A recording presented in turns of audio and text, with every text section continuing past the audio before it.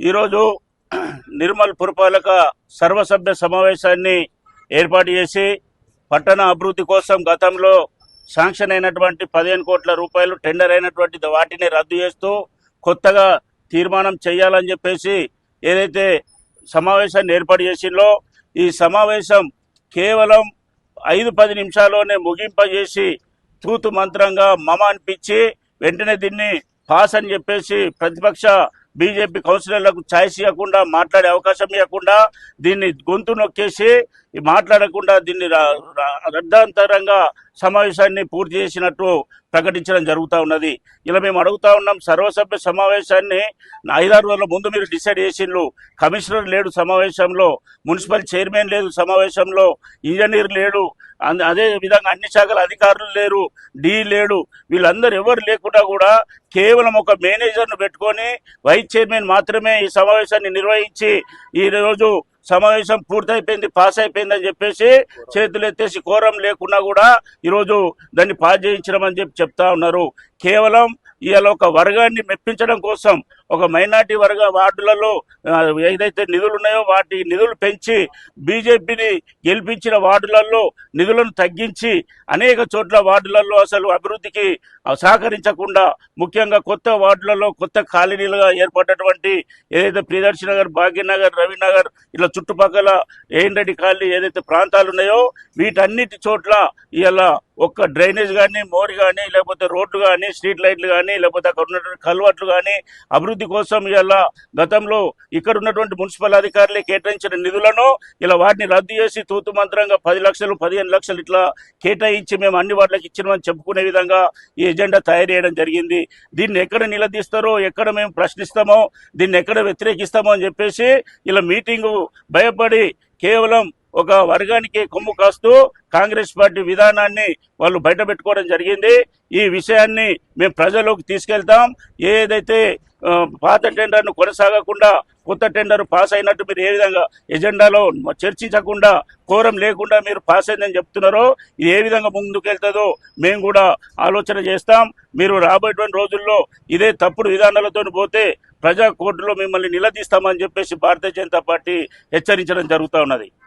Meeting లో మహిళా కౌన్సిలర్లకు ఎలాంటి అవకాశం ఇవ్వకుండా మహిళా చైర్మన్ అయి ఉండి కూడా తను గైరాజరై బీజేపీ కౌన్సిలర్లకు ఎలాంటి ఛాన్స్ ఇవ్వకుండా మున్సిపల్ మీటింగ్ ని ఎజెండా పాస్ అని చెప్పి వెళ్ళిపోయినరు.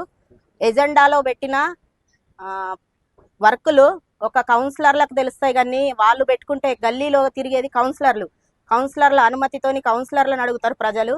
కౌన్సిలర్లకు తెలకుండా వాళ్ళే ఎజెండాలో పెట్టేసి పాస్ చేసుకొని వెళ్ళిపోయినరు. అజెండా మీటింగ్ లో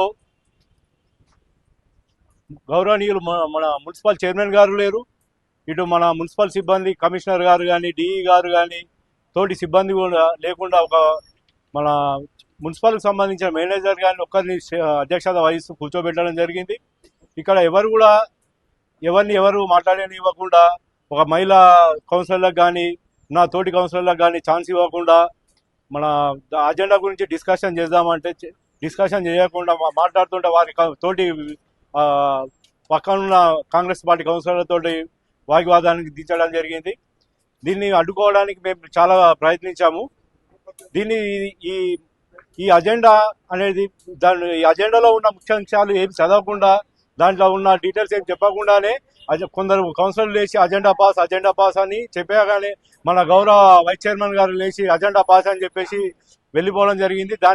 దానికి నిరసనగా మేము మేనేజర్ గారి దగ్గరికి పోయి కూడా మాట్లాడాము. వాళ్ళు ఎట్లా వెళ్తారని అడిగినా కూడా మేనేజర్ గారు కూడా రెస్పాండ్ కాలేరు. దీని మీద పబ్లిక్ కూడా ఆలోచించాలి. ఇప్పుడు నాది ప్రియాషనర్ కౌన్సిలర్ అండి, నేను ప్రియాషనర్ కౌన్సిలర్. నాకు మన ఎమ్మెల్యే సాబ్ గారు గత అజెండాలో నాకు 90 లక్షల రూపాయలు పెట్టడం జరిగింది. మళ్ళీ నిర్మల్లో అత్యధికంగా మా ప్రియాషనర్ నుంచి ట్యాక్స్ పేయింగ్ చేస్తున్నాము. ఎలాంటి మా ద్వారా మా ప్రియాషనర్ పబ్లిక్ కూడా స్వతహాగా ఎవరైనా అమౌంట్ కోసం రాగానే తీసివ్వడం జరుగుతుంది. కానీ మా ఏరియాలో ఎలాంటి అభివృద్ధి లేదు, రోడ్లు లేవు, డ్రైనేజీలు లేవు.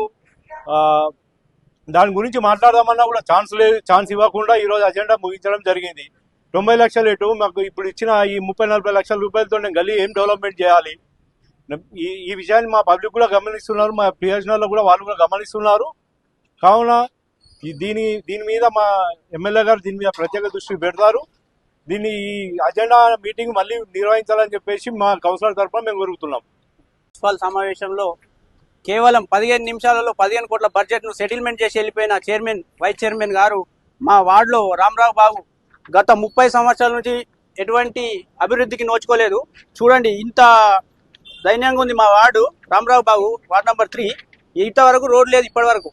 చైర్మన్ గారు కనీసము మా పక్షాన ఒక్కసారి ఆలోచించి మీ ఇష్టమైనటువంటి బడ్జెట్ పెట్టి బిల్ పాస్ అని చెప్పి వెళ్ళిపోవడం వల్ల వాకౌట్ చేయాల్సింది మీరు కాదు. మీరే వాకౌట్ చేసి వెళ్ళిపోతే ఎంతవరకు సమంజసం అండి? చైర్మన్ గారు ఖచ్చితంగా అధికారులు ఎవరు కూడా లేరు అక్కడ. కనీసం తీసి కొడితే 3 కూడా లేరు. ఏఈ లేడు, డిఈ లేడు, ఎలక్ట్రిషియన్ సంబంధించిన వాళ్ళు, కమిషనర్ లేడు, చైర్మన్ గారు గౌరవ చైర్మన్ గారు కూడా లేరు. వైస్ చైర్మన్ గారు ఒక్కరే పూర్తిగా ఆయన సొంతంగా అన్నట్టు నిర్ణయించి పనులు చేయడం అనుకుంటుండు. ఇది కరెక్ట్ కాదు. దయచేసి ఆలోచించండి. ఈ బిల్ ఏజెండాను మళ్ళొకసారి తిరిగి పెట్టాల్సిందిగా ఖచ్చితంగా డిమాండ్ చేస్తున్నాం. భాజపా తరఫు నుంచి గౌరవ ఎమ్మెల్యే మహేష్ అన్న గారు ఎంతో కష్టపడి బడ్జెట్ తీసుకొచ్చిండు. ఆ బడ్జెట్ ను ఈయన ఇష్టాసారంగా వాడుకుంటుండు. దీనిని మేము తీవ్రంగా ఖండిస్తూ మేము కూడా వాకౌట్ చేస్తున్నాం అని చెప్పి సందర్భంగా తెలియజేస్తున్నాం.